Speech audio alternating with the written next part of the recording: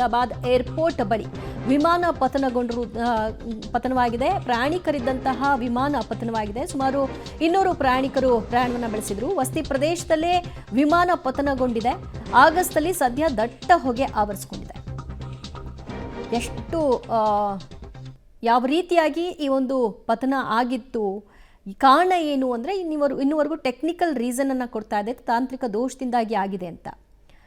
ಬೆಂಕಿ ಆವರಿಸ್ಕೊಂಡ ಕೂಡಲೇ ದಟ್ಟ ಹೊಗೆ ಆವರಿಸಿರೋದನ್ನು ಕೂಡ ಗಮನಿಸ್ತಾ ಇದ್ದೀರಿ.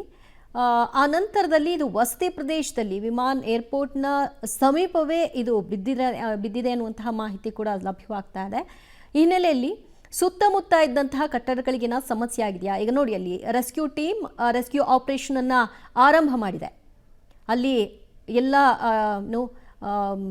ಅಗ್ನಿಶಾಮಕ ದಳದ ಸಿಬ್ಬಂದಿಗಳಿರಬಹುದು, ಪೊಲೀಸ್ ಸಿಬ್ಬಂದಿಗಳಿರಬಹುದು, ಹಾಗೆ ಅವ್ರನ್ನ ರೆಸ್ಕ್ಯೂ ಮಾಡಲಿಕ್ಕೆ ಬೇಕಾಗಿರ್ತಕ್ಕಂತಹ ವ್ಯವಸ್ಥೆಗಳು, ಆ್ಯಂಬುಲೆನ್ಸ್ಗಳನ್ನು ತಯಾರಿಗಳು ಮಾಡಿಕೊಳ್ಳೋದು, ಅವ್ರುಗಳನ್ನು ಶಿಫ್ಟ್ ಮಾಡುವಂತಹ ಕೆಲಸ, ಮತ್ತು ಬೆಂಕಿ ಆವರಿಸಿದ್ರಿಂದ ಇಡೀ ವಿಮಾನ ಸುಟ್ಟು ಕರಕಲಾಗಿರೋದ್ರಿಂದ ಹಿನ್ನೆಲೆಯಲ್ಲಿ ಅದನ್ನು ಬೆಂಕಿಯನ್ನು ನಂದಿಸುವಂತಹ ಕೆಲಸವನ್ನು ಕೂಡ ತ್ವರಿತಗತಿಯಲ್ಲಿ ಮಾಡಿಕೊಳ್ಳಲಾಗಿದೆ. ಈಗಾಗಲೇ ಹಲವರನ್ನ ಆಸ್ಪತ್ರೆಗೆ ಶಿಫ್ಟ್ ಮಾಡುವಂತಹ ಕೆಲಸವನ್ನು ಕೂಡ ಕ್ವಿಕ್ಕಾಗಿ ಮಾಡ್ಕೊಳ್ತಾ ಇರೋದನ್ನು ಕೂಡ ಗಮನಿಸಬಹುದಾಗಿದೆ. ಒಟ್ಟು 200 ಮಂದಿ ಪ್ರಯಾಣಿಕರಿದ್ದರು. ಆಗಿರುವಂತಹ ಇನ್ಸಿಡೆಂಟ್ನ ಭೀಕರತೆಯನ್ನು ಗಮನಿಸ್ತಾ ಇದ್ದರೆ ಬದುಕಿರುವಂತಹ ಚಾನ್ಸಸ್ನ ಬಗ್ಗೆ ಇನ್ನೂ ಅಪ್ಡೇಟ್ಸ್ ಲಭ್ಯವಾಗ್ತಾ ಇಲ್ಲ.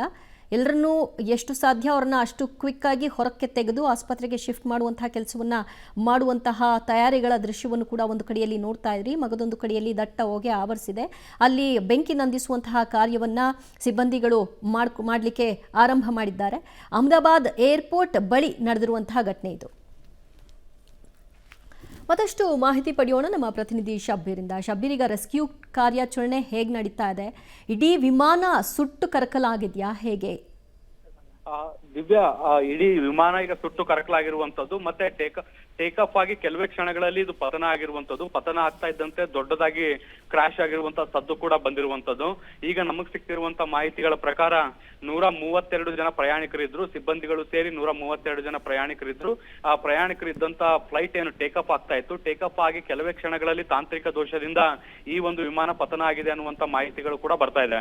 ಒಂದು ಕಡೆ ವಿಮಾನದಲ್ಲಿದ್ದವರ ಪರಿಸ್ಥಿತಿ ಏನಾಗಿದೆ ಅನ್ನುವಂಥದ್ದು ಒಂದು ಆತಂಕ ಆದ್ರೆ, ಮತ್ತೊಂದು ಕಡೆ ಜನವಸತಿ ಪ್ರದೇಶದ ಮೇಲೆ ಈ ಒಂದು ವಿಮಾನ ಪತನ ಆಗಿರುವಂತಹ ಹಿನ್ನೆಲೆಯಲ್ಲಿ ಬಹಳ ದೊಡ್ಡ ಪ್ರಮಾಣದ ಸಾವು ನೋವುಗಳಾಗುವಂತ ಸಾಧ್ಯತೆಗಳಿದೆ ಅನ್ನುವಂತ ನಿಟ್ಟಿನಲ್ಲಿ ನಿರೀಕ್ಷೆ ಕೂಡ ಆಗ್ತಾ ಇದೆ.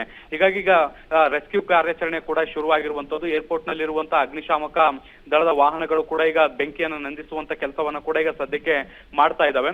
ಬಹಳ ದೊಡ್ಡ ಪ್ರಮಾಣದ ಅನಾಹುತ ಆದಂತೆ ಈಗ ಮೇಲ್ನೋಟಕ್ಕೆ ಕಾಣಿಸ್ತಾ ಇದೆ. ದಿವ್ಯಾ, ಇದು ವಸತಿ ಪ್ರದೇಶದಲ್ಲಿ ಆಗಿರೋದ್ರಿಂದ ಯಾವುದಾದ್ರೂ ಕಟ್ಟಡಗಳ ಮೇಲೆ ಏನಾದರೂ ಬಿದ್ದು ಅಲ್ಲಿಯೂ ಕೂಡ ಹಾನಿಗೊಳಗಾಗಿರುವಂತಹ ವರದಿಗಳು ಲಭ್ಯವಾಗ್ತಿದೆಯಾ ಶಬ್ಬೀರ್?